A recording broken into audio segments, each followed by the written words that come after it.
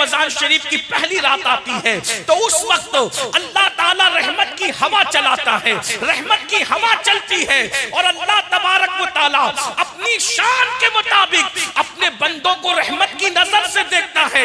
जिस पर रहमत की नजर पड़ जाती है अल्लाह तबारक व तआला उसकी मग़फ़िरत फरमा देता है, उसकी बख्शिश फरमा देता है।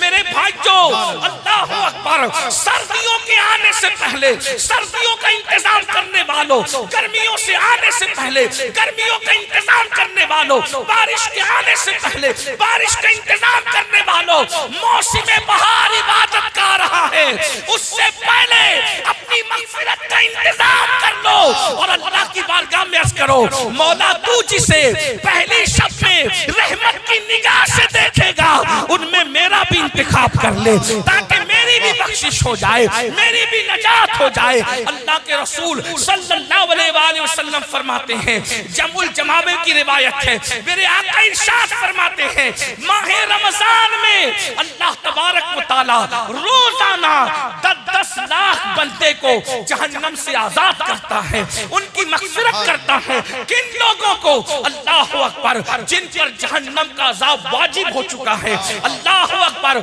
ये 10 लाख लोग। और फिर फरमाया इफ्तार के वक्त अल्लाह तबारक व तआला अपने 60,000 बंदों की मग़फ़िरत फरमाता है। और जब जुमा का दिन आता है हर लम्हे में अल्लाह ताला 10 लाख बंदों को जहन्नम से आजाद करता है। और जब जुमा की आखिरी घड़ी आती है माह रमजान शरीफ के अंदर तो 24 घंटे में जितनों को बख्शा गया है उनकी तादाद के बराबर अल्लाह अपने बंदों की मग़फ़िरत फरमाता है। मेरी कौम के जवानों, माह रमजान शरीफ को क्रिकेट का महीना ना बनाओ। रात भर लोग क्रिकेट खेलते हैं और दिन भर सोते पड़े रहते हैं। ये मग़फ़िरत का महीना है। अब तो लोग जो है सीरियल देखते हैं, अब तो लोग मोबाइल में गेम खेलते हैं। रोजा रखो। अल्लाह के रसूल सल्लल्लाहु अलैहि वसल्लम फरमाते हैं, माह रमजान का एक रोजा अगर कोई जानबूझ के छोड़ दे पूरी जिंदगी रोजा रखता रहे, माह रमजान के एक रोजे के बराबर नहीं हो सकता। और फरमाया आम दिनों के 1000 रोजे उससे अफजल माह रमजान का एक रोजा है। और मेरे आका रोजे की फजीलत बयान करते हैं, हर इबादत का सिला नेकी है या जन्नत है। नमाज पढ़ो नेकी मिलेगी या जन्नत मिलेगी, इबादत करो नेकी मिलेगी या जन्नत मिलेगी, हज करो नेकी मिलेगी जन्नत मिलेगी, कुर्बानी दो नेकी मिलेगी जन्नत मिलेगी, सदका दो नेकी मिलेगी जन्नत मिलेगी, माँ बाप की खिदमत करो नेकी मिलेगी जन्नत मिलेगी। मगर रोजा क्या है? मेरे आका फरमाते हैं, अल्लाह फरमाता है रोजा मेरे लिए है और मैं ही उसकी जज़ा हूँ। यानी रोजेदार को खुदा मिल जाएगा। आका इरशाद फरमाते हैं रोजेदार को 2 खुशियां नसीब होती है, एक इफ्तार के वक्त होती है और दूसरा लिक़ाए रहमान के वक्त होती है। यानी रोजेदारों को अल्लाह के दीदार का शरबत पिलाया जाएगा। इफ्तार के वक्त तो तुम ठंडे ठंडे शरबत पीते हो, मगर रब रहमान के दीदार का जब शरबत पिलाया जाएगा उस वक्त कैसे मजे आएंगे। अरे अंदाजा तो करो, जब उसका महबूब इतना खूबसूरत है तो ऐसे महबूब को बनाने वाले खुदा के हुस्न का आलम क्या होगा, उसके जमाल का आलम क्या होगा। नारे तकबीर, नारे रिसालत, हुजूर सैयद अमीरुल कादरी साहब की खुदा का दीदार करोगे, अपने मौला का दीदार करोगे। और एक बात मैं अर्ज़ करूं, कुर्बान जाए अल्लाह अकबर, खुदा के हुस्न का आलम क्या होगा, क्या मजे आएंगे। सहाबा ने कहा आका हम अपने अल्लाह को कैसे देखेंगे? मेरे आका फरमाते हैं जैसे तुम चांद को देखते हो वैसे तुम अपने खुदा का दीदार करोगे। अल्लाह अकबर। इसलिए रोजा रखो। कुछ लोग बहाना करते हैं, मौलाना काम पे जाना होता है, ड्यूटी पे जाना होता है, ये करना होता है, वो करना होता है, इसलिए मैं रोजा नहीं रख पाता। बहाना न करो, रोजा रख करके देखो। एक बात मैं आपको बताऊं, मेरे आका फरमाते हैं रोजा रखो और सेहतमंद हो जाओ। अगर अल्लामा रूहुल अमीन साहब को और मौका मिलता तो वो नमाज पे आए थे, रोजे पर भी आते। आजकल लोग बहाना करते हैं, कि मैं आपको बताऊं, आज पूरी दुनिया के हकीम और डॉक्टर सेहत के लिए फास्टिंग पर जोर दे रहे हैं। फास्टिंग करो, फास्टिंग करो, वजन कम करना है तो फास्टिंग करो, बीमारियों से बचना है तो ये लोग आज फास्टिंग की बात कर रहे हैं। अल्लाह के रसूल सल्लल्लाहु अलैहि वसल्लम ने 1450 साल पहले फरमाया रोजा रखो सेहतमंद हो जाओ। आज हम लोग जो है खाकर मरीज है और हमारे असलाफ भूखे रहकर सेहतमंद थे। बेशक बेशक। आज 60-70 साल की उम्र में लोग कब्रिस्तान में चले जाते हैं, मर जाते हैं खा खा कर, और हमारे असलाफ रोजे से रहते थे और 90 साल तक 100 साल तक उनकी उम्रें कितनी लंबी लंबी होती थी। सरकार बदिउद्दीन जिंदा शाह मदार की उम्र के बारे में देखिए, सैकड़ों साल की उम्र हुई। शाह मुनव्वर इलाहाबादी की उम्र सैकड़ों साल की हुई। इसी तरीके से हमारे असलाफ उम्र दराज होते थे। अगर उम्र में दराजी चाहते हो तो रोजों को लाजिम पकड़ो। और मैं तो आपको एक मशवरा देता हूँ, सेहतमंद रहना है तो रमजान शरीफ के रोजों के अलावा महीने के 3 रोजे भी अपने ऊपर लाजिम करो। अय्याम 20 के रोजे, 13, 14 और 15 चांद की तारीख के रोजे, अल्लाह के रसूल इसको सफर में भी तर्क नहीं करते थे। आप ये रोजों को लाजिम करके देखें, इसकी बरकत आपको मिलेगी। अल्लाह के रसूल सल्लल्लाहु अलैहि वसल्लम फरमाते हैं, अय्याम 20 के रोजे रखने वालों के चेहरे कयामत के दिन ऐसे चमकेंगे जैसे 14वीं रात का चांद चमकता है। मेरे भाइयों, रमजान शरीफ आ रहा है, रमजान शरीफ का फायदा उठा लो। और आपको पता है अल्लाह ताला, अभी आपने उलमा से सुना होगा, शबे बरात में अल्लाह कहता है मुझसे रोजी मांगो, मुझसे दुआएं कर लो, मुझसे मगफिरत। ये शबे बरात एक शबे बरात नहीं, अल्लाह के रसूल अलैहि सलाम फरमाते रमजान शरीफ की हर रात में गुरूब आफ्ताब से लेकर तुलुए सुबह सादिक तक अल्लाह अपने बंदों पर खास तजल्ली करता है। वो आसमान दुनिया पर नुज़ूल इजलाल करता है जैसा कि उसकी शान है। वो आने जाने से पाक है। वो खास तजल्ली फरमाता है रमजान शरीफ की हर रात में, और वो कहता है मेरे बंदो मुझसे मगफिरत मांग लो, मैं तुम्हें मगफिरत अता करूं। मुझसे रोजी मांग लो, मैं तुम्हें रोजी अता करूं। मुझसे रिस्क मांग लो, मैं तुम्हें रिस्क अता करूं। मुझसे औलाद मांग लो, मैं तुम्हें औलाद अता करूं। मुझसे दुआएं मांग लो ताकि मैं तुम्हारी दुआएं कबूल कर लूं। ओ साल भर परेशान रहने वालों, कभी ताबीज के चक्कर में, कभी वजीफों के चक्कर में, कभी इसका दर, कभी उसका दर, कभी उसका दर। ऐ मेरी कौम के जवानों, अगर अपनी फूटी तकदीर संवारना है, अगर अपनी बिगड़ी तकदीर संवारना है, अपना सोया हुआ मुकद्दर संवारना है, अल्लाह के रसूल के जरिए ऐलान कराया जा रहा है मेरे बंदों मुझसे दुआ कर लो, मैं तुम्हारी दुआ को कबूल करूंगा। अरे जरा गिड़गिड़ा करके देख लो, रोजी रमजान शरीफ में मांग कर देख लो। साल भर तक कुशादगी न हो तो फिर हमारा दामन पकड़ना, क्योंकि हमें अपने नबी की ज़बान पर यकीन है। अल्लाह अकबर। लेकिन अफसोस की बात यह है रमजान शरीफ की रातों में जागते तो हो लेकिन इबादत नहीं करते, गिड़गिड़ाते नहीं। बल्कि आजकल तो ऐसा हो गया, इफ्तार और सहरी के मौके पर रमजान के प्रोग्राम के नाम पर पड़ोसी मुल्कों ने इतनी बातें फैलाई है कि जो ऐन दुआ और इबादत का वक्त होता है लोग टीवी का मुंह पकड़ के बैठ जाते हैं। बताइए, मैं मजहबी प्रोग्राम देखने का मुखालिफ नहीं हूं, लेकिन जो इबादत का वक्त है तुम टीवी का मुंह पकड़ के बैठते हो, मोबाइल का मुंह पकड़ के बैठते हो। अरे इफ्तार और सहरी के वक्त जब रोजेदार दुआ करते हैं तो अल्लाह के 70,000 फरिश्ते तुम्हारी दुआओं पर आमीन कहने के लिए उतरते हैं। तुम कितने मुकद्दस हो जाते हो जब रोजा रखते हो। आओ ना अपने खुदा के करीब हो जाए, आओ मगफिरत का परवाना हासिल करें। अपनी गुफ्तगू को समेटते हुए फिर मेरे आका फरमाते हैं दूसरे जीने पर जब मैंने कदम रखा तो जिब्रील ने दुआ की, ए अल्लाह तेरे महबूब का जब नाम लिया जाए किसी महफिल में और उस वक्त जो तेरे हबीब पे दुरूद न पढ़े तू उसको भी अपनी रहमत से दूर कर दे, वो भी तेरी रहमत से महरूम हो जाए। आज महफिलों में बार बार तकरीरों में नाम लिया जाता है, तवज्जो करना। मैं तो देखता हूं कि बाज़ दीनदार लोग भी हुजूर का नाम लिए जाने पर दुरूद नहीं पढ़ते, जबकि कोई हुजूर कहे तो आपको सल्लल्लाहु अलैहि वसल्लम कहना चाहिए। बार बार कहो, हर बार कहो हुजूर अलैहिस्सलाम। कोई सरकार हुजूर की तरफ निस्बत करके कहे तुम कहो सल्लल्लाहु अलैहि वसल्लम, हुजूर कहे तुम कहो सल्लल्लाहु अलैहि वसल्लम। शर्माओ मत, इसलिए कि दुरूद वो अमल है, हर अमल के मरदूद होने का खतरा है, मगर दुरूद कभी मरदूद नहीं है, दुरूद हमेशा मकबूल है।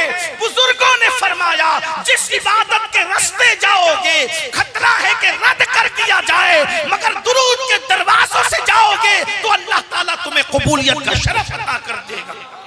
इसलिए दुरूद को लाजिम पकड़ो। और महफिलों में तो नारा लगाने में सबकी आवाज निकलती है, लेकिन दुरूद पढ़ने में आवाज नहीं निकलती। दुरूद को क्या समझा? अल्लाह के रसूल अलैहिस्सलाम फरमाते हैं जो मुझ पर दुरूद पढ़ना भूल गया वो जन्नत का रास्ता भूल गया। लोग हमसे कहते हैं हुजूर के दीदार का कोई वजीफा है, मैंने कहा दुरूद से बड़ा कोई वजीफा दीदार रसूल का नहीं। लोग कहते हैं मदीने मुनव्वरा जाना है, दौलत नहीं है। ऐ मेरी कौम के जवानों, कोई दौलत से मदीने नहीं जाता, बल्कि हुजूर की इज्जत से मदीने मुनव्वरा जाता है, हुजूर की अता से जाता है। जिसे चाहा दर पे बुला लिया, जिसे चाहा अपना बना लिया, ये बड़े करम के है फैसले, ये बड़े नसीब की बात है। अगर मदीने मुनव्वरा जाना चाहते हो कसरत से दुरूद पढ़ा करो। एक बात बताऊं, जबान में तासीर होगी, दुरूद पढ़ो, चेहरे चमकेंगे, दुरूद पढ़ो, औलाद फरमा बरदार होगी, दुरूद पढ़ो, मुसीबतें टलेगी, दुरूद पढ़ो। ये काम कोई काम बिगड़ने नहीं देता,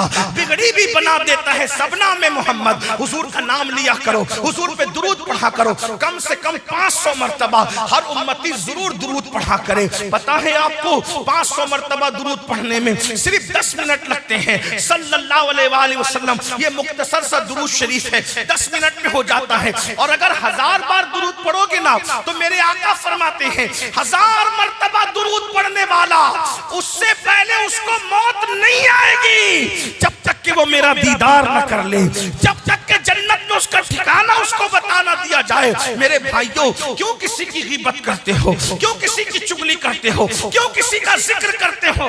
अपनी महफिल में किसी और का जिक्र करने की बजाय अपने महबूब का जिक्र किया करो। आपको पता है सुल्तान महमूद गजनवी, उनके इंतकाल के बाद बरसों बाद उनकी कब्र खुली तो कफन भी मैला नहीं हुआ था।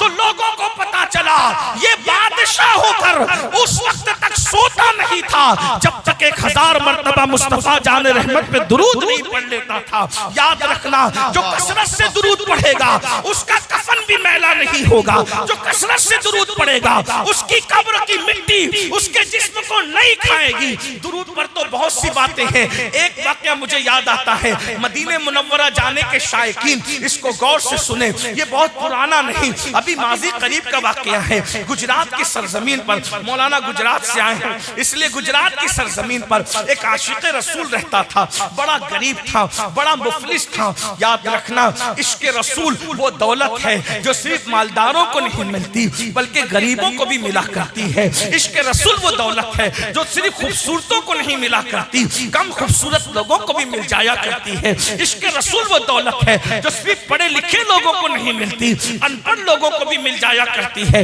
एक बात और अर्ज कर दूं, इश्क रसूल सिर्फ मुत्तकी लोगों को मिला नहीं करती बल्कि इश्क रसूल वो दौलत है कभी कम मुत्तकी लोगों को भी मिल जाती है। और याद रखना, जिसे इश्क मुस्तफा मिल गया उसे खैर कसीर मिल गया।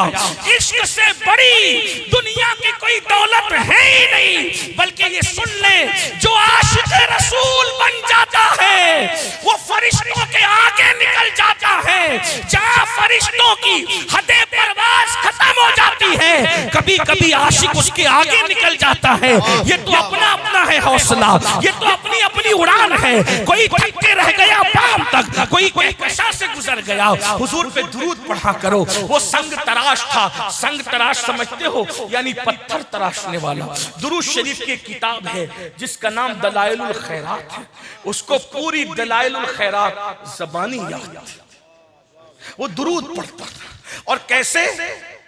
जब भी कोई काम शुरू करता था तो पहले दलाइलुल खैरात का एक चैप्टर, एक सबक, एक बाब, उसको 7 हिस्सों में तकसीम किया गया है। बाज सूफिया ने उसको 8 हिस्सों में, बाज ने उसको 7 हिस्सों में। बहुत खूबसूरत से गए उसमें दुरूद शरीफ के।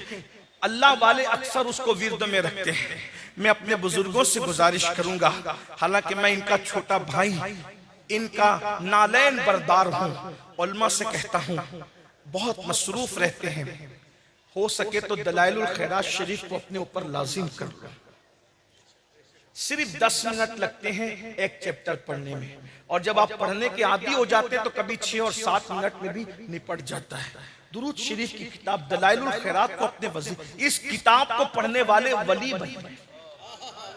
बहुत बड़ी चीज है ये, बहुत बड़ी चीज। मेरे भाई, जिस दुरूद को पढ़ने से शहद की मक्खियां कड़वे कसीले फूलों को शहद में तब्दील कर देती है, उस दुरूद की बरकत से हमारा कौन सा मसला हल नहीं हो सकता। हुजूर से अपने रिश्ते को मजबूत करना है तो दुरूद पढ़ो, दुरूद दुरूद दुरूद। बल्कि शेख मुहक्किक अब्दुल हक मुहद्दिस देहलवी कहते हैं, दुरूद के रंग में इतना रंग जाओ कि सोते रहो तो भी तुम्हारा दिल दुरूद पढ़ता रहे। दुरूद के फजाइल कभी खत्म नहीं हो सकते। दुरूद फिर दुरूद है, दुरूद सिर्फ दुरूद है। एक बार दुरूद की तरफ आकर के देखो, दुरूद शरीफ पढ़ कर देखो तो वो संग तराश था। पत्थर तराशने से पहले रोजाना हर एक चैप्टर, दूसरा पत्थर तराशना, दूसरा चैप्टर पढ़ा, दूसरा बाब पढ़ा, तीसरा पत्थर तराश, वो पढ़ता रहता था, पत्थर तराशता है। और उसको जब दुरूद पढ़ता है ना तो आदमी हुजूर याद आता है, और जब हुजूर याद आते हैं, हुजूर कब याद आते हैं, मैं अक्सर कहता हूं पहले वो हमें याद करते हैं फिर वो हमें याद आते हैं। सिल्लीगुड़ी वालों, वो तो हमें हमेशा याद ही करते हैं। ये तो और बात है कि हम उन्हें भूल गए। जो न भूला हम फकीरों को रजा, याद उसकी अपनी आदत कीजिए। हुजूर को याद करते रहो, फिर देखो नसीबा कैसे चमकता है। क्या हुआ, रो रहा है, हुजूर की याद में रो, और हुजूर के इश्क में रोने से बड़ी भी कोई इबादत नहीं है। बहरहाल रोते रोते आंख लगी तो क्या देखा, एक तख्त बिछा है। अल्लाह के रसूल उसके ख्वाब में तशरीफ लाए और उससे कहते हैं, ए नौजवान, मेरे गुंबद का किंगरा टूट गया है, तुम आओ और आकर उसको तामीर करो। ये दीवाना जैसे ही ये हुजूर की तरफ से दावत सुनता है, ख्वाब में आंख खुल जाती है और पूरा घर खुशबू से मुअत्तर था।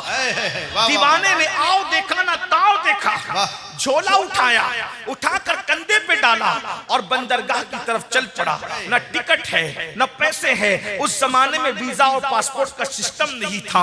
अल्लाह अकबर। वो निकला तो क्या देखा, एक जहाज है जो जिद्दा की तरफ जा रहा है, मगर मल्लाह के लाख कोशिश करने पर वो जहाज आगे बढ़ने को तैयार नहीं है। अल्लाह अल्लाह, अंदाजा तो फरमाए, मेरे नबी के इख्तियार फिर इख्तियार है। अरे जो हवाओं को रोक दे, जो चांद के टुकड़े कर दे, जो सूरज को पलटा दे, उसके लिए जहाज को रोकना कौन सी बड़ी बात है। अल्लाह अल्लाह, मेरे नबी के इख्तियार का आलम तो ये है, जहां में उनकी चलती है वो दम में क्या से क्या कर दे।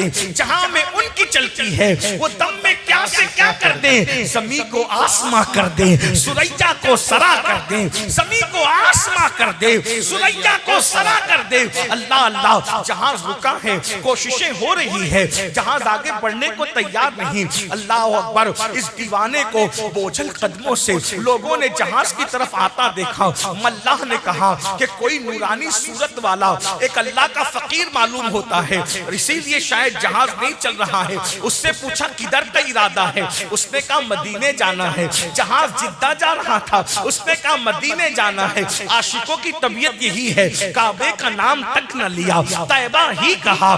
जिसने कहा था मुझसे कि नुहजत किधर की है, उसके तुफैल फैल हज भी खुदा ने करा दिए, असले मुराद हाजिरी उस बात दर की है, मदीने जाना है, मदीने जाना है, आओ बैठो। जैसे ही जहाज के अंदर उस आशिक को बिठाया, थोड़ी सी हरकत पर जहाज चलने लगा। अब जरा तवज्जो करना, आशिक सर झुकाकर बैठा है। दिन तेजी के साथ गुजरते नहीं है, इसलिए कि हिज्र के लम्हात बहुत जल्दी नहीं गुजरा करते, वस्ल के लम्हात बहुत तेजी से गुजरते हैं। आप जानते हैं हम जैसे गिरे पड़े लोग मदीने मुनव्वरा जाते हैं तो दिल चाहता है कि उड़ करके चले जाएं। वो तो बहुत बड़ा आशिक था, वो तो सच्चा आशिक रसूल था, उसके लिए बहुत बार हो रहा था। बहरहाल जिद्दा के करीब जब जहाज पहुंचा, इसको ख्याल आया सबको उसके मौलिम लेने आएंगे, मेरा तो कोई मौलिम ही नहीं है, मुझे कौन लेने आएगा। लेकिन जैसे ही जहाज से उतर रहे थे, हैरत हुई कि मदीने मुनव्वरा के गवर्नर, मदीने मुनव्वरा के खलीफा वहां पर मौजूद हैं और हर आने वाले से पूछते हैं, गुजरात से संग तराश तुम हो, गुजरात के संग तराश तुम हो, गुजरात के। सब लोग बढ़ते जाते हैं, आखिर ये झोला लेकर फटे पुराने कपड़े पर अल्लाह अकबर, अल्लाह का फकीर आशिक रसूल दुरूद पढ़ते निकला। तो कहा तुम संग तराश हो, गुजरात से आने वाले? हाँ मैं ही हूँ, लेकिन तुम्हें कैसे पता कि मैं संग तराश गुजरात से आने वाला हूँ? अल्लाह अकबर। और तुम कौन हो? उन्होंने कहा मैं शरीफ मदीना हूँ, मदीने मुनव्वरा का गवर्नर हूँ। मदीने का गवर्नर मेरे लिए पूछ रहा है? आखिर तुम्हें पता कैसे चला कि मैं गुजरात का संग तराश हूँ? कहा सुनो, ख्वाब में मुस्तफा जाने रहमत तशरीफ लाए थे और मेरे आका ने फरमाया, शरीफ मदीना अगर मुझे अपना मेहमान बनाना चाहते हो तो मेरा एक आशिक संग तराश गुजरात से आ रहा है, उसकी खिदमत करना गोया तुमने मेरी खिदमत करनी, मेहमान बनाना गोया कि तुमने मुझे अपना मेहमान बना लिया। अल्लाह अकबर। आशिक सोच रो पड़ा, मैं तो सोच रहा था मुझे जिद्दा से कौन ले जाएगा, मगर वारे मुस्तफा जाने रहमत तुम्हारी मेहमानी पर कुर्बान, तुम्हारी शान मेजबानी पर कुर्बान। वक्त के ताजदार को एक फकीर के लिए साहिल समुंदर पे खड़ा कर दिया और उसके बाद शरीफ मदीना पूरे ठाट बाट के साथ उस आशिक रसूल को मदीने मुनव्वरा ले जाता है। ये खा ले, ये कर ले, वो कर ले, कुछ नहीं, मैं जिस काम के लिए आया हूँ उसी काम से मुझे जाना है। क्या काम से आए हो? हुजूर ने फरमाया मेरा किंगरा टूट गया है, गुंबद का तुम्हें तामीर करना है। अरे करोड़ों उम्मतियों में किंगरे की तामीर के लिए निगाह किस पे पड़ रही है? दुरूद पढ़ने वाले आशिक पे पड़ रही है, हुजूर के डंके बजाने वाले आशिक पे पड़ रही है। अल्लाह अकबर। वो फिर आशिक रसूल गुस्ल करता है, अपने फटे पुराने कपड़े पहनता है और साजो सामान लेकर गुंबद की तरफ चढ़ता है। हाय हाय, हजारों अख्ताब व अब्दाल निगाहों से जिस गुंबद को बोसा देते हैं, उस गुंबद पे चढ़ने का शरफ जिसे नसीब हो रहा है, वो गुजरात का एक मामूली सा संग तराश है। अंदाजा तो फरमाए, कमर में रस्सी बांधकर वो चढ़ा, उसके बाद उसने गुंबद का किंगरा तामीर किया। सब इंतजार में खड़े थे, चलो आएंगे तो खिदमत करेंगे, आएंगे तो मेजबानी करेंगे, आएंगे तो मेहमान नवाजी करेंगे। लेकिन जब किंगरा तामीर हुआ, वो गुंबद पे लिपट गया, उसकी गर्दन ढलक गई। लोग इंतजार कर रहे थे, आओ तो खिदमत करें, आओ तो खिदमत करें। जब देर तक कोई आवाज न आई तो खादिमों को ऊपर चढ़ाया गया तो लोगों ने बताया इसकी तो रूह कफसे उनसरी से परवास कर चुकी है। जब तेरी याद में दुनिया से गया है कोई, जान लेने को दुल्हन बन के कजा आती है, उसकी किस्मत पे फिदा तख्ते शही की राहत, खां के तैबा पे जिसे चैन की नींद आई हो। देखो दुरूद ने उसको कहां पहुंचा दिया। इसलिए जब भी हुजूर का जिक्र हो सल्लल्लाहु अलैहि वसल्लम कहा करो, हुजूर पे दुरूद पढ़ा करो। वाजिब कितनी मर्तबा है, फर्ज कितनी मर्तबा है, मैं इसमें नहीं उलझाना चाहता। मैं तो कहता हूँ हम इश्क के बंदे हैं, जब जब यार का नाम लिया जाए तब तब हुजूर पे दुरूद पढ़ा जाए, जब जब यार का नाम लिया जाए हुजूर पे दुरूद पढ़ा जाए। तीसरी और आखिरी बात, अल्लाह के रसूल फरमाते हैं, जब मैं तीसरे जीने पे मैंने कदम रखा तो जिब्रील ने कहा, या अल्लाह, जो अपने माँ बाप में से किसी को बुढ़ापे में पाए, एक को या दोनों को, और उनकी खिदमत करके वो अपने ऊपर जन्नत लाजिम न कर ले, तो उनको भी अपनी रहमत से दूर कर दे। हुजूर फरमाते मैंने उस पे भी आमीन कहा। आज माँ बाप मसला कश्मीर बने हुए माँ बाप, माँ बाप की तरफ तवज्जो नहीं है, माँ बाप की अहमियत भी नहीं है, माँ बाप से ताल्लुक भी कल्बी नहीं है, बल्कि हालात ये हैं अगर पिकनिक पर जाना हो, पार्टी में जाना हो, दोस्तों के साथ खेल कूद के लिए जाना हो, कॉफी पी रहे हैं, चाय पी रहे हैं, खाना खा रहे हैं, तो हर दोस्त तो अपनी जेब से पैसे निकालता है या कार्ड निकालता है, मैं बिल दूंगा, मैं बिल दूंगा, मैं बिल दूंगा। और जब माँ बाप दवाखाने में और हॉस्पिटल में एडमिट होते हैं तो चारों भाई आपस में लड़ते हैं, पांचों भाई आपस में लड़ते हैं, तू बिल देगा, तेरी माँ नहीं है, तू बिल देगा, तेरा बाप नहीं है। आपसे पूछता है, जो माँ बाप जन्नत थी तुम्हारे लिए, आज उन माँ बाप से तुम दूर हो। जन्नत को जंगलों में जलसों में तलाश करने वालों, जन्नत ना जंगलों में मिलेगी ना जलसों में मिलेगी, जन्नत तो तुम्हारे घर में तुम्हारे माँ बाप की शक्ल में मौजूद है। वाह वाह, बेशक। मैं चंद दिनों पहले सौराष्ट्र गुजरात के इलाके में गया था। वहां के लोग सैयदों से बहुत प्यार करते हैं। वो बिल्कुल बॉर्डर का जो इलाका है, बाड़मेर वगैरह का इलाका, कई फुट दूर जूते और चप्पल उतार कर फिर सैयदों से मिलने आते हैं और बगैर नजर के कोई नहीं मिलता। मैं खुश हुआ, लेकिन मैंने उनसे कहा, जितने जूते चप्पल उतार करके तुम हमसे मुसाफा कर रहे हो, हाथ चूम रहे हो, पैर चूम रहे हो, मैं दुआ देता हूं अल्लाह तुम्हारी नस्लों को आबाद रखे, लेकिन जो रवैया हमारे साथ है, क्या यही रवैया तुम्हारा तुम्हारे माँ बाप के साथ भी है? वाह वाह वाह वाह। अभी अल्लामा रूहुल अमीन साहब तशरीफ लाए, अल्लामा नजीर साहब, ये सैयद मुफ्ती सैयद अहमद कबीर साहब और भी उलमा हैं, हम भी आए, मौलाना सिद्दीक साहब, अल्लामा सिद्दीक साहब भी। आपकी सबकी तमन्ना ये है, एक बार मुसाफा जी, एक बार मुसाफा, हाथ चूमना है। मैं इस पे कभी लोगों को मना भी नहीं करता, ठीक है। वैसे हाथ चूमने के बड़ी तारीखें, निशानात हाथों पर मौजूद है, मुझे उस पर गुस्सा भी नहीं। और मैं तो कहता हूं बुजुर्गों के हाथ चूमने का मौका मिले तो चूम लो, क्योंकि इमाम हसन बसरी के एक बादशाह ने हाथ चूमे थे, अल्लाह ने सिर्फ हाथ चूमने पे उसको जन्नत दी। लेकिन मैं यहां आपसे, सिलीगुड़ी वालों और अपने नौजवानों से, अपनी माएं और बहनों से पूछता हूं कि आप सैयदों के हाथ चूमने के लिए, उलमा के हाथ चूमने के लिए एक दूसरे पे गिर पड़ते हो, मगर यहां जितने उलमा बैठे, अगर मैं गलती करूं तो ये मेरी इस्लाह करेंगे, सही कहूं तो मेरी तायीद करेंगे। आप कोई भी सैयद साहब, ये बात तो मैं कह सकता हूं, कोई और कहेगा तो उसको गलत रंग दे, कोई भी कितना ही बड़ा सैयद अगर आपके लिए दुआ करे, सैयद की दुआ कबूल होती, लेकिन अल्लाह बेनियाज है, अगर चाहे तो वो तुम्हारे हक में सैयद की हुई दुआ भी रद्द कर सकता है, कबूल होती, लेकिन वो रद्द कर, वो भी नहीं, उसको कबूल करना उस पर लाजिम नहीं है। अल्लाह पर कुछ लाजिम नहीं है, बेनियाज है, हम सब उसके बंदे हैं। वो अगर सारी जिंदगी की इबादत को रद्द कर दे तो भी कोई उससे पूछ नहीं सकता कि क्यों रद्द किया। कितना भी बड़ा वली, मैं ये बात उलमा की मौजूदगी में, मुफ्तियों की मौजूदगी, मुफ्तियाने किराम की मौजूदगी में कह रहा हूं, फिर ये कह रहा हूं, इनको हक है मेरी इस्लाह करने। कितना भी बड़ा वली अगर दुआ करे, अल्लाह बेनियाज है, वलियों की दुआ वो कबूल करता है, लेकिन अगर चाहे तो वो वली की दुआ जो आपके हक में हो रही वो रद्द भी कर दे, कर सकता है, वो कर सकता है, पॉसिबल है, मुमकिन है, क्योंकि वो बेनियाज है, वो बेनियाज है। मेरे भाई, जब उसने किसी हजारों साल इबादत करने वालों की इबादत को रद्द ही नहीं किया, बल्कि उसके गले में लानत का तोक डाल दिया, बलामो बाउर का अंजाम क्या हुआ? मेरे भाई गौर करो, सोचो, अपने माँ बाप को सताने वालों, माँ बाप को तकलीफ पहुंचाने वालों, माँ बाप का दिल दुखाने वालों, माँ बाप को अजियत देने वालों, किसी की भी दुआ, बड़े से बड़े बुजुर्ग, बड़े से बड़े सैयद, बड़े से बड़े पीर की दुआ अल्लाह कबूल ही करता है, लेकिन अगर चाहे तो रद्द कर दे।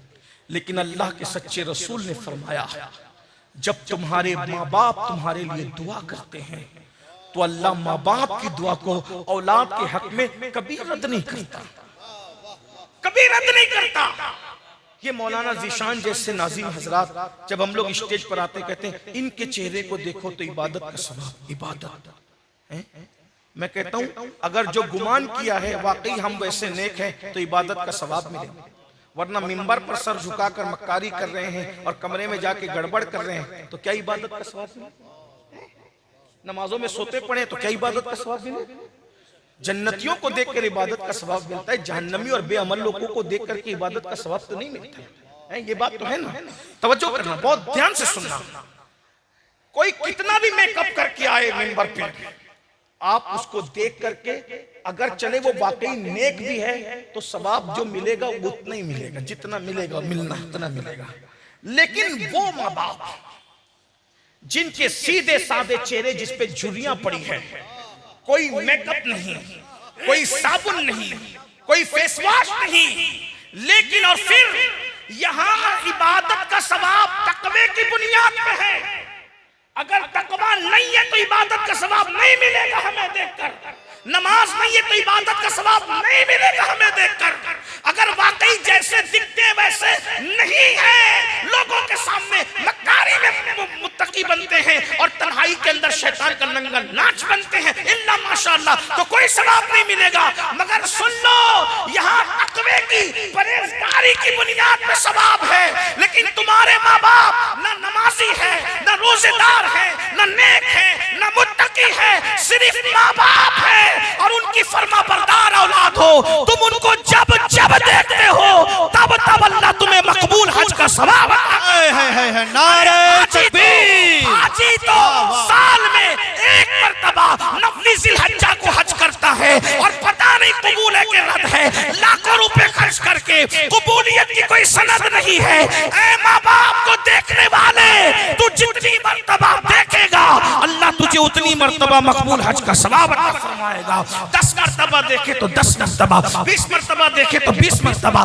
100 मर्तबा देखे तो 100 मर्तबा। अफसोस अपने माँ बाप के पास बैठने के लिए तुम्हारे पास टाइम नहीं है, वक्त नहीं है। दोस्तों के पास घंटों बैठते हैं और माँ बाप इंतजार करते हैं मेरा बेटा या मेरी बेटी आकर मेरे पास 10 मिनट तो बैठे। बैठते हो अपने माँ बाप के पास? नहीं बैठते। और एक बात आप सुन लें, हम बच्चे थे जितनी जरूरत हमें अपने माँ बाप की थी, बुढ़ापे में उतनी ही जरूरत हमारे माँ बाप को हमारी होती है। माँ बाप को कुछ मत दो, सिर्फ जाके बैठ भी जाओ ना तो उनका दिल बड़ा हो जाता है। उनके हाथ चूम लो तो उनका सीना 56 का हो जाता है। ये सूदखोरों के चेहरे क्या सीने क्या 56 के होंगे? ये सीना 56 का उनका होता है जो माँ बाप के जब तुम हाथ चूमते हो, जब तुम उनकी कदम बोसी करते हो। और एक बात ये भी याद रखना, आजकल के नौजवान छोकरों को पता ही नहीं माँ बाप क्या है। अल्लाह के रसूल अलैहिस्सलाम फरमाते माँ बाप राजी अल्लाह राजी, माँ बाप नाराज अल्लाह नाराज।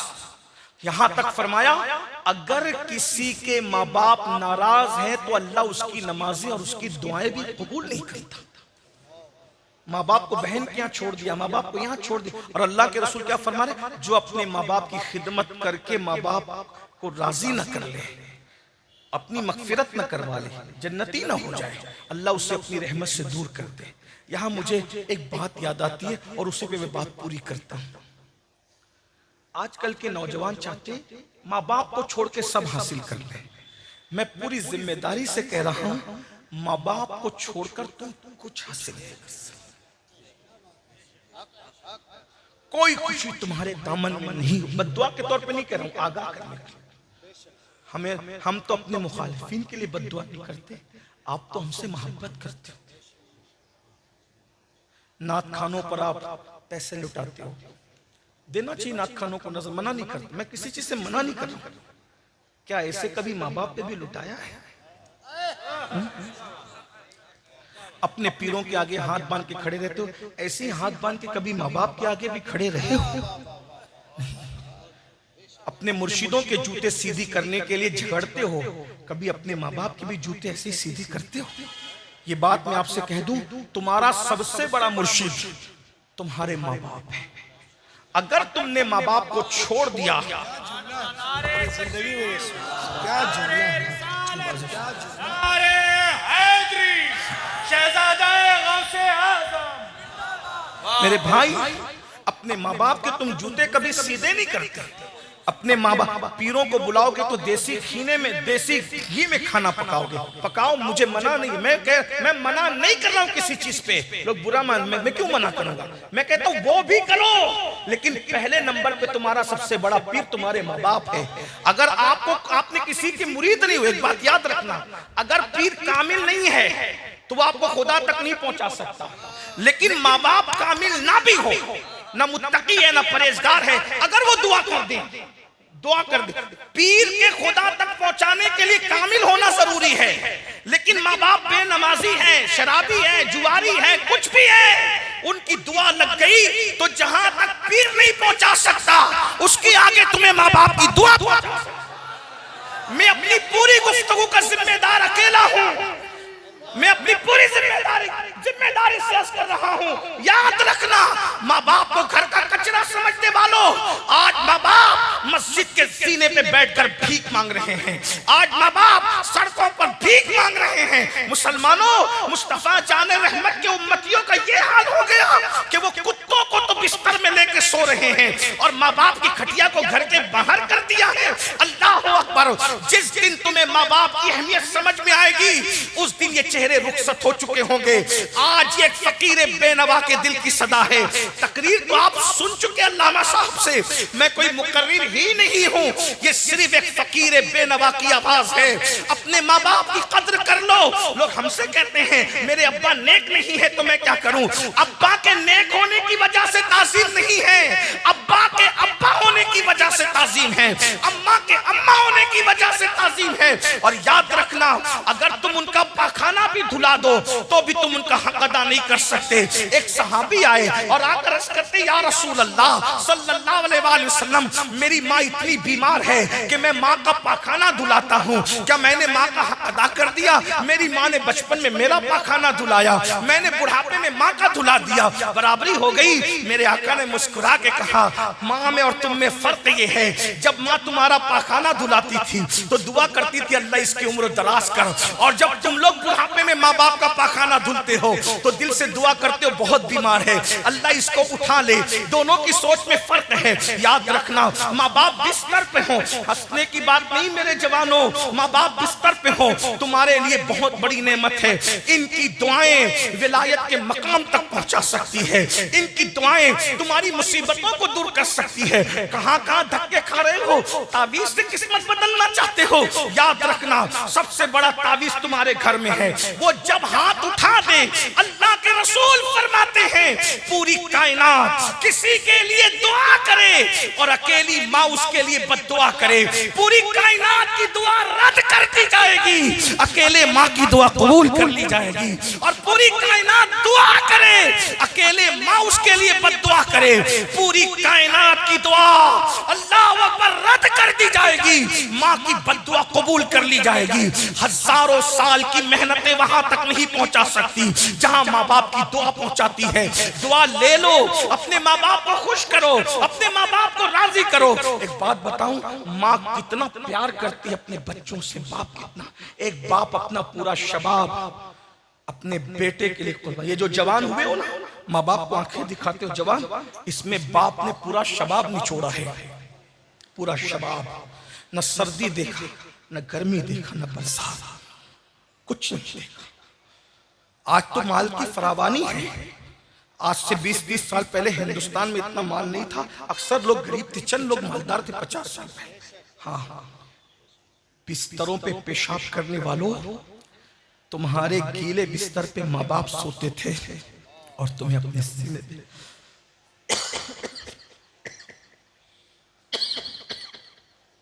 तुम्हें अपने सीने पे सुलाते थे।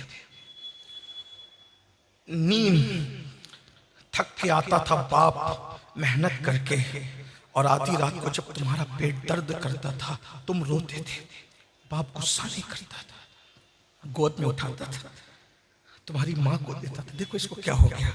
माँ दूध पिलाती थी फिर भी चुप नहीं होते थे। माँ जानती थी कि वो तुम उसकी बात नहीं समझते, फिर भी वो मुंह चूम के कहती थी, मेरे लाल तुझे क्या हो गया, बताना तुझे क्या, भूल गए। जो तुम्हें एक गिलास पानी पिलाता है, एक गिलास पानी, तुम उसको थैंक यू कहते हो, शुक्रिया कहते हो। जिसने अपने खून को दूध की शक्ल में 2 साल तक कतरा कतरा तुम्हारे वजूद में निचोड़ा, उनको थैंक यू कहना भूल गए? बताओ कहां है? किस दुनिया में जिंदगी गुजार रहे हो? आज कहते हो रिश्ते नहीं आते, माँ की दुआ से खुदा मिलता है। रिश्ता क्या चीज है?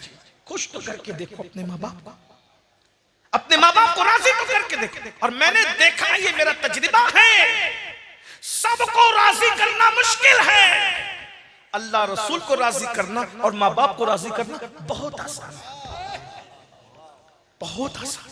इनके कदम तो पकड़ के देखो, इनके पास बैठो ना, एक माँ को ऐसा लगता है जैसे मैं मलिका बन गई हूं जब उसका बेटा उसके गोद में सर रख कर थोड़ी देर लेटता है।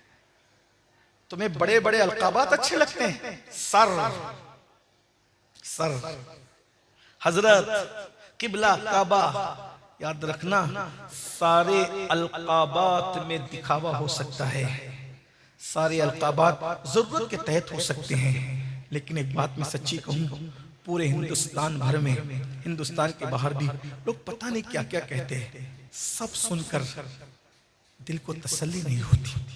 लेकिन जब घर जाते हैं ना, एक मर्तबा माँ बेटा कह के पुकारती है, सारे अलकाबात का हुस्न उस एक लफ्ज बेटा के अंदर सिमट कर आ जाता है। और एक बात याद रखना, जिस दिन ये बेटा कहने वाली आवाज न रहेगी, तुम तलाश करो, ढूंढोगे, तुम ढूंढोगे, तलाश करोगे मेरे अजीज, मेरे भाई, तुम तलाश करोगे। बल्कि उस वक्त तो तुम दुआएं करोगे, काश कि अम्मी ख्वाब में दिखती तक नहीं, मगर फिर वही चेहरे कदरे नेमत बादे ज़वाल, जब ये चेहरे मट्टी में मिल जाएंगे, कभी ख्वाब में भी नजर नहीं आएंगे।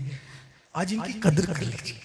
मैं आपको खुदा का वास्ता दे के कहता हूँ और अपनी बात को आखिरी हैसियत देते हुए अर्ज़ करता हूँ, मुझे नहीं पता मेरी बात आपको कितनी पसंद आएगी या नहीं, लेकिन मेरी हैसियत आपके मेज़बान की नहीं, आप मेरे मेहमान नहीं, आप मेरे लिए मरीज की हैसियत रखते हो। डॉक्टर न मरीज की पसंद की दवा देता है, न अपनी पसंद की, वो ज़रूरत की देता है। मैं बस आखिरी इतनी बात कह करके जा रहा हूँ, मेरे जवानों, अच्छी तरह याद रखना, एक वक्त तो आएगा तुम अपनी माँ को जरूर याद करो, तुम अपने बाप को जरूर याद करोगे, उनकी मोहब्बतें। और एक ये भी सुन लो, अल्लाह के रसूल अलैहिस्सलाम ने फरमाया, कमा तदीनु तुदान,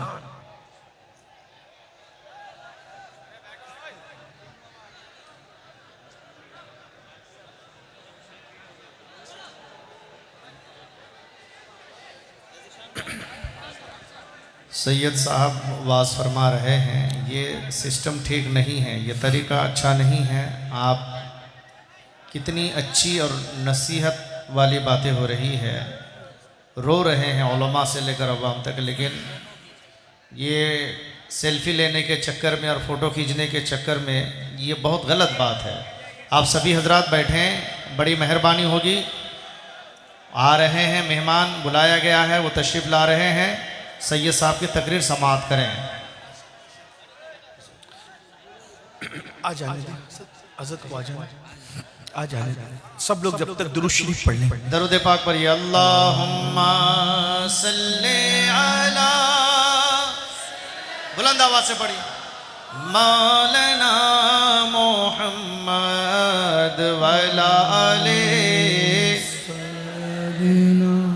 मौलाना मोहम्मद हबीबना सैयदना मौलाना मोहम्मद वला आले सैयदी मौलाना मोहम्मद। हजरत आ रहे हैं तो रास्ता छोड़ दीजिए और बुलंद आवाज से दरूद पाक पढ़ लीजिए, अल्लाहुम्मा सैयदना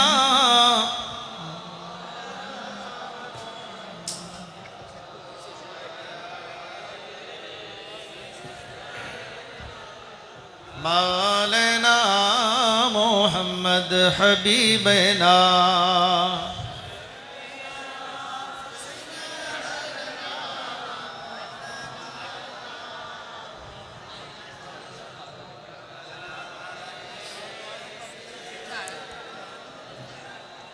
मौलाना मोहम्मद। हजरत मोहतरम, मैं गुजारिश कर रहा हूँ कि रास्ता छोड़ दें। जनाबे हज़रत अल्लामा व मौलाना सिद्दीक हसन साहब झारखंडी बाबा, आपकी फरमाइश पर हज़रत अल्लामा व मौलाना नज़ीर आलम साहब ने आपके सामने रूबरू कराने के लिए मिंबर नूर पर ला रहे हैं। और ये मैं अदब और एहतराम के साथ सभी नौजवानों से और वॉलंटियर हजरात से, रज़ाकार हजरात से गुजारिश करूँगा कि उनको ऊपर तेज़ी के साथ लाए। सैयद साहब की तकरीर हो रही है, तकरीर और रुकी हुई है, ये बहुत बड़ी बात है। मेरे ख्याल से ये नहीं होना चाहिए था।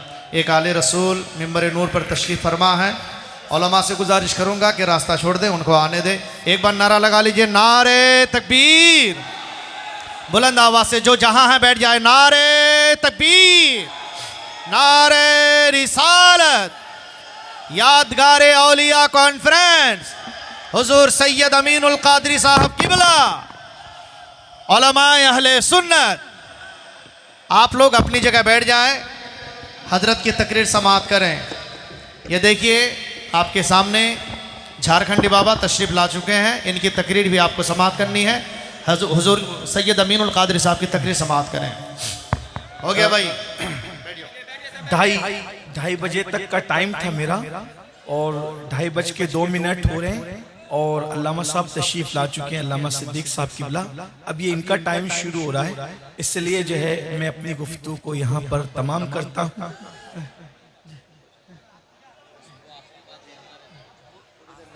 अच्छा, एक बार सब दुरूद शरीफ पढ़ लें, रब दुरूद शरीफ पढ़ें सब लोग।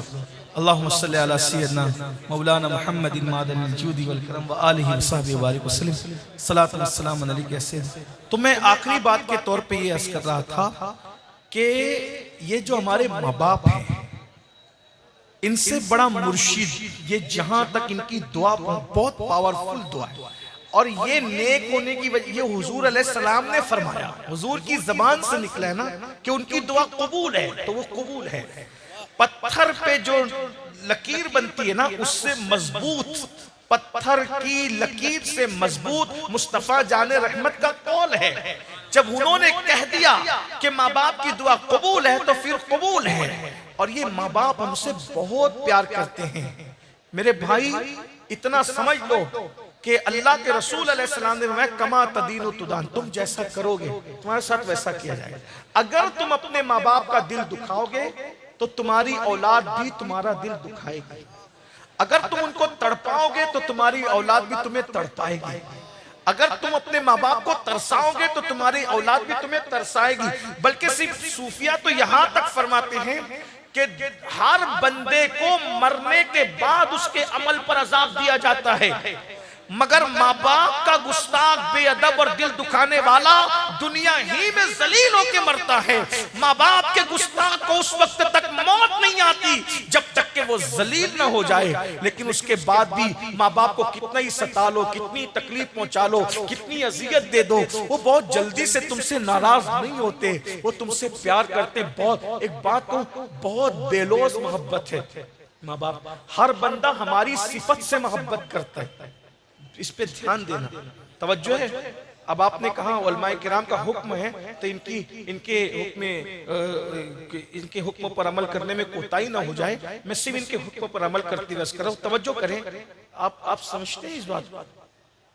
हर बंदा अपनी सिफात से मोहब्बत करता है, हमारी जात से कोई मोहब्बत नहीं करता।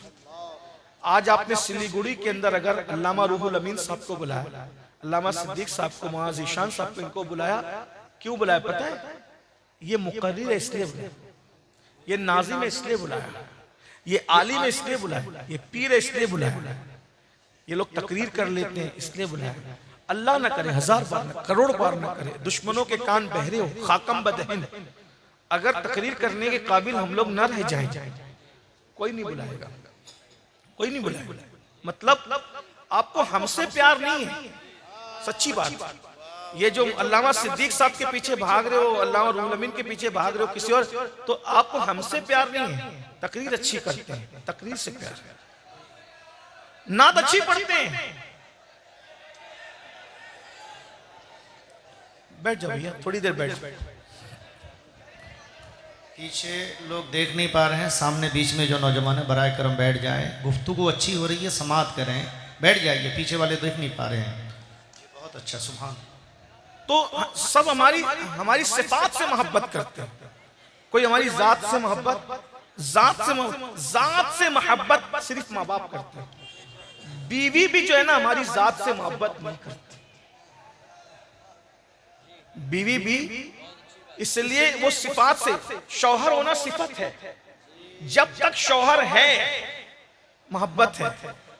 अगर अल्लाह ना करे तलाक दे दे या जुदाई हो जाए तो नफरतें हैं। ये बात याद रखना। जमीन के ऊपर और आसमान के नीचे दो ही हस्तियां हैं जो हमारी जात से मोहब्बत करती है, सिफात से कोई लेना देना नहीं। एक तो हमारा रसूल, एक हमारा नबी, एक हमारा नबी जो हमारी सिफात से नहीं, उन्हें लेना देना है नहीं इस पर कि अमीरुल कादरी नेक है कि बद है। रब्बे हबली उम्मती, हाँ ये काला है कि गोरा है, इसका नसब क्या है, कोई लेना देना नहीं। पढ़ा लिखा है कि अनपढ़ है, बल्कि वहां तो बस उम्मती है, इसलिए प्यार है। और इतना प्यार है कि सजदे में सर है और रब्बे हबली उम्मती की सदा है। ये महबूब है, हमारे आका हैं, उम्मती से प्यार है। पापी है तो उम्मती से प्यार, बल्कि अल्लाह पर इतना प्यार है कि जब खुदा के कुर्ब में पहुंचे तो अल्लाह ने कहा अस्सलामु अलैका अय्युहन नबी। उलमा मौजूद है, अस्सलामु अलैका जवाब ये बनता है, क्या बनता है? अस्सलामु अलैका वस्सलामु अलैया। अलैका का जवाब अलैया बनता है, अलैना नहीं बनता। मगर रसूलुल्लाह ने क्या कहा? अस्सलाम वस्सलामु अलैना व अला इबादिल्लाहि सालिहीन, कि हम पर सलाम में वाहिद का सेगा है और जवाब में जमा का सेगा है, और जमा में भी फिर सालिहीन को अलग किया है। वस्सलामु अलैना व अला इबादिल्लाहि सालिहीन, हम पर भी और तेरे नेक बंदों पर भी। तो ये हम में कौन है? अल्लाहु अकबर।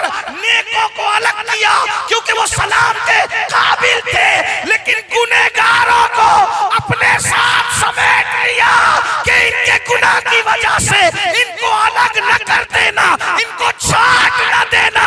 महबूब की वजह से इन मुजरिमों पर भी सलाम इतना प्यार है उम्मत से। और ये उम्मत का हाल देख लो। और दूसरा कौन हमसे प्यार करता है? उन्वान के तहत हमारे माँ बाप। जब हम मुकर्रिर नहीं थे तो भी वो हमसे प्यार कर रहे थे, हम मुनाफिका नहीं थे तो भी हमसे प्यार कर रहे थे, गलाजत धुला रहे थे तो भी प्यार कर रहे थे, नाक बह रही थी तो भी प्यार कर रहे थे, बिस्तर में पेशाब कर रहे थे तो भी प्यार कर रहे थे। अब आप मुझे बताएं ना, अगर आज किसी मुकर्रिर की नाक बह जाए ना, समातों पे गिरा गुजर रहा होगा, लेकिन बहुत बुरी बात करके बहुत अच्छा फलसफा समझाने की कोशिश। इसलिए समातों में बार मैं ऐसी बात नहीं करता, लेकिन इसके लिए मुझे थोड़ा नीचे उतरना पड़ेगा, वरना हमारे यहाँ मसलक ये है, सूफिया का मसलक, कि हमें अबे कहने से भी मना किया गया। एक मर्तबा ख्वाजा बंदा नवाज गेसू दराज एक मुफ्ती साहब से जो हकीम भी थे, दोस्त भी थे, उनसे मिलने गए तो एक हिंदू आया दवा लेने के लिए, उसका नाम बन्नू था। तो उन्होंने कहा अबे बन्नू बाद में आना। तो बंदा नवाज सरकार ने कहा मुफ्ती साहब आप भी अबे बोलते हो? आप भी अबे बोलते हो? तो उन्होंने कहा हज़रत वो हिंदू था ना इसलिए मैंने, काफिर था इसलिए अबे बोला। तो बंदा नवाज फरमाते वो काफिर था ना, तुम तो मोमिन हो। सूफिया के यहाँ मखलूक खुदा को अबे कहना भी जरा कोई नाजायज और हराम नहीं है। जिनके रुतबे हैं सिवा, उनको सिवा मुश्किल है। हमारे हुजूर सल्लल्लाहु अलैहि वसल्लम की अगर बातों का जिक्र करूं तो यहाँ बहुत बातें हों। ये आप तो माँ बहन तोलते हो, मेरे भाई आपकी क्या बात?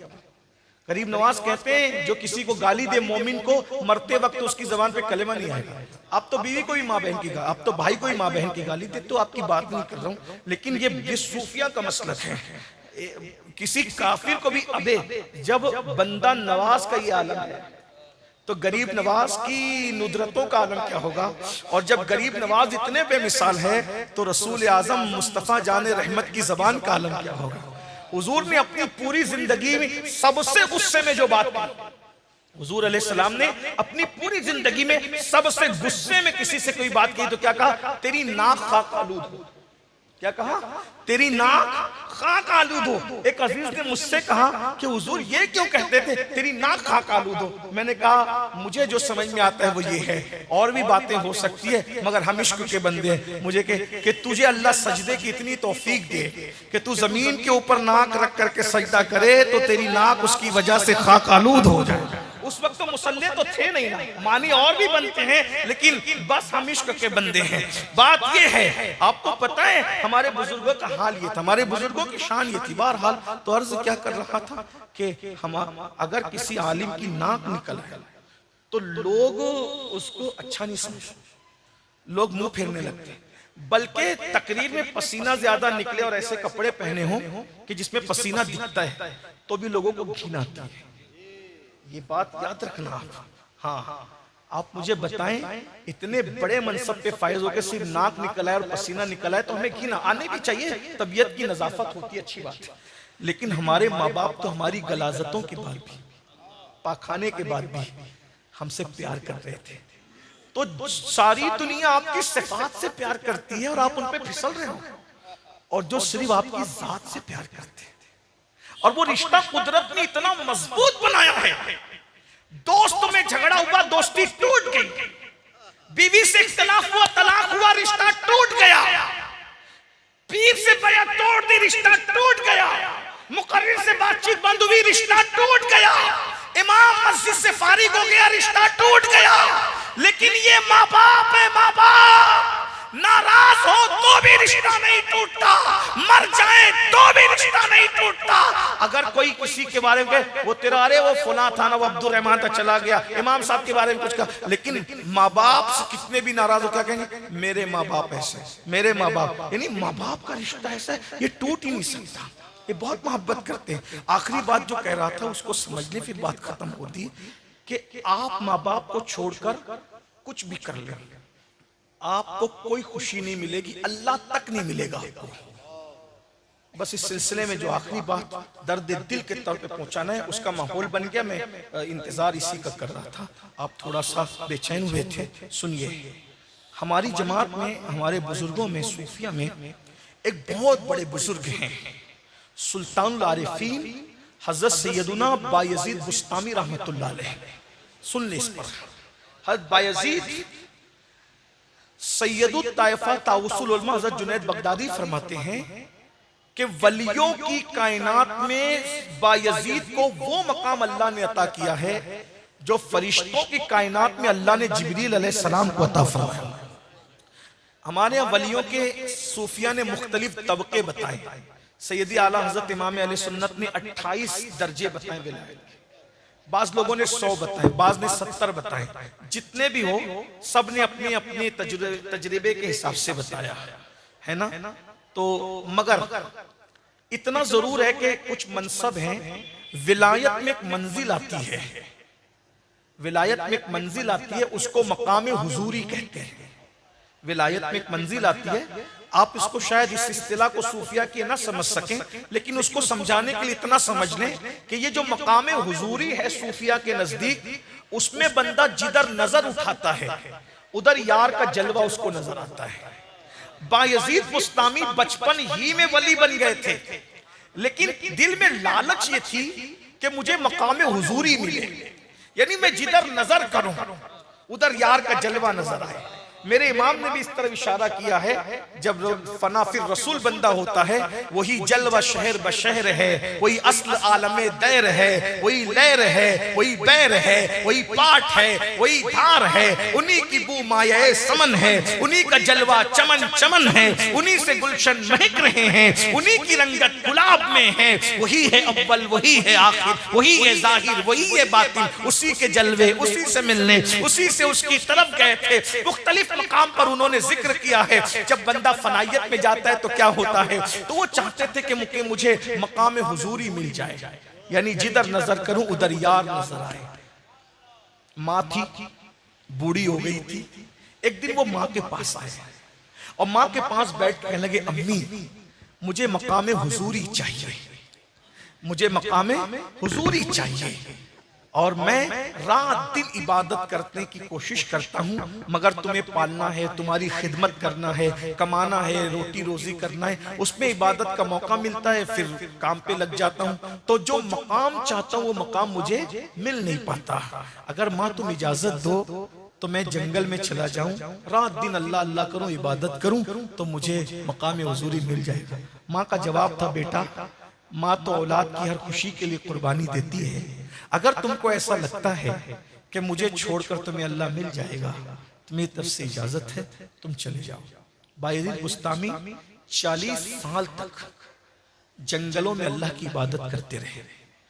40 साल तक खाना नहीं खाया। हो सकता है लोग इसको कहानी किस्सा समझे, लेकिन 40 साल में उन्होंने खाना नहीं खाया। दरख्त की पत्तियां खाते थे और उसी पे सहरी और इफ्तार करते थे।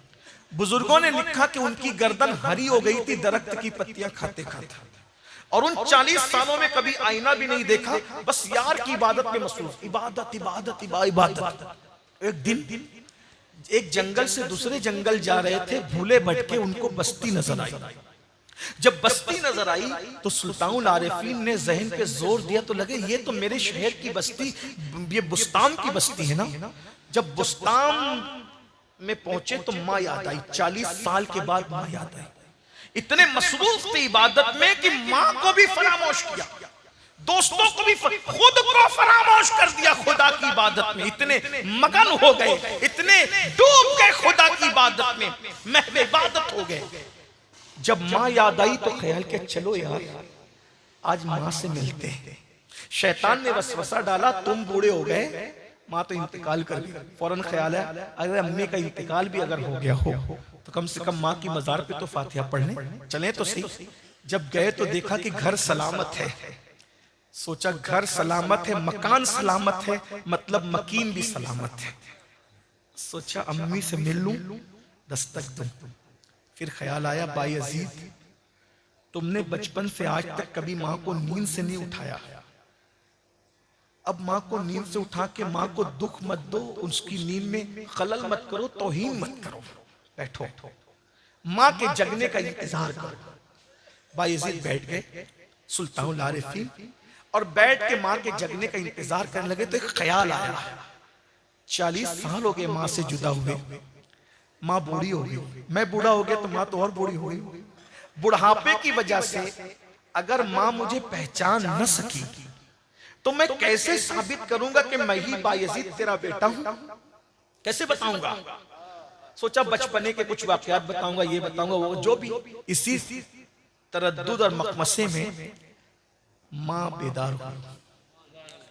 जब माँ के कदमों की आहट सुनी, बायजीद खड़े हुए और जैसे ही 40 साल पुराने अंदाज में घर के दरवाजे पे 2 हाथ मारे, अंदर से आवाज आई, एक भर्राई हुई आवाज, बायजीद तू आ गया, बायजीद तू आ गया। दरवाजा खोला, बायजीद की आंखों में आंसू थे टप टप।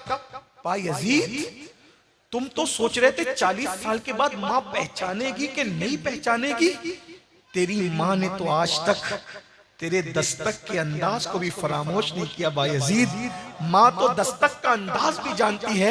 दरवाजा खुला, माँ को यकीन नहीं आ रहा था कि मेरा बेटा आ गया। माँ बच्चा बेटा कितना भी बड़ा हो जाए, बूढ़ा हो जाए, माँ के सामने तो वो बच्चा ही रहता है। माँ ने उसी बचपने के अंदाज में दोनों गाल पकड़े और गाल पकड़ के बेचैनी से कहा, तू आ गया बायजीद? हाँ माँ मैं आ गया। तू आ गया? हाँ माँ मैं आ गया। बायजीद तू आ गया? हाँ माँ मैं आ गया। जब माँ को यकीन हो गया कि मेरा बेटा आ गया, यकीन तो नहीं आ रहा था, कई बार में जब यकीन आया मेरा बेटा आ गया, तो माँ ने बड़ी सादगी से कहा, मेरे लाल क्या हाल कर रखा है। माँ खुदा की इबादत में ये मस्ती हो गई। माँ ने फौरन पूछा, जिस मकाम को पाने गए थे क्या वो मकाम मिल गया? मकाम हुजूरी पे फाइज हो गए आप? बायजीद ने कहा, नाकामी के जज्बे के मिले जुले लहजे में कहा, नहीं माँ, नहीं माँ, जो मकाम चाहता था वो मकाम नहीं मिला, नहीं मिला, नहीं मिला। कितने साल हुए? 40 साल में मैंने अनाज नहीं देखा, आईना नहीं देखा, रात की इबादत में रहा और अभी तक वो मकाम नहीं मिला। मैंने कहा 40 साल हो गए और ये मकाम तुम्हें नहीं मिला? नहीं माँ, नहीं मिला, बस इतना सुनना था। माँ की ममता, अल्लाह अकबर, माँ की ममता जज्बे में आई और माँ की ममता के जज्बात, और माँ ने निगाह आसमान की तरफ उठाई।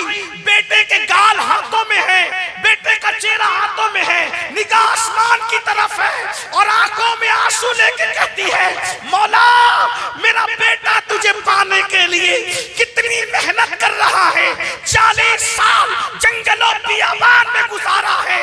मौला जो मकाम चाहता है वो मकाम अता कर दे। बस ये 2 जुमले निकलने थे। बायजीद कहते हैं, खुदा की इज्जत की कसम, सारे हिजाबात उठ गए और मकाम हुजूरी नसीब हो गया।